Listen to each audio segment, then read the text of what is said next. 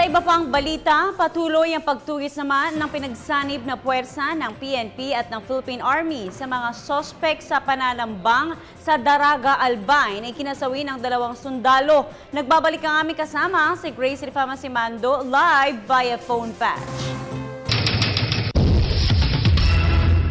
Yes, Princess, magandang hapon Pilipinas. Sa bandang alas 7:40 nga kaninang umaga ay tinambangan ang dalawang sundalo habang sila ay papunta sa barangay Anislag, Daraga Albay upang mag-check ng security situation ng ating mga evacuees doon.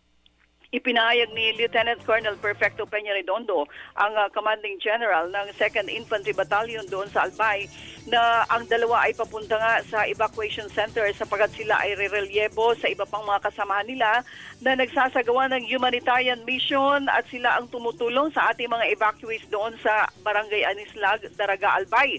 Subalit hindi nila alam na nag-aabang na pala ang dalawang rebuilding NPA at iba pang mga kasamahan nito. Kaya't kaagad ay binawian ng buhay ang dalawang nabaril na sundalo. Kaagad-agad ay nagpakawala ng isang squad ang Philippine Army na dineploy sa mga posibleng daanan ng mga rebelde.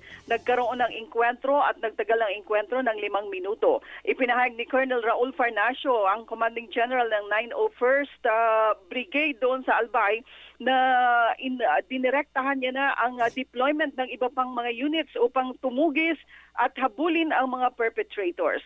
Samantala, kanina ay narito mismo ang Public Information Officer ng Southern Luzon Command na si Major Angelo Guzman, at ipinahayag niya na nagpalabas na ng official na statement ang SOLCOM commander na si General Ricardo R. Visaya, at sinabi niya na nakakalungkot lang sapagkat pati ang mga sundalo na imbwelto sa mga humanitarian assistance para sa ating mga evacuees sa Albay ay tinatarget pa ng mga rebuilding NPA.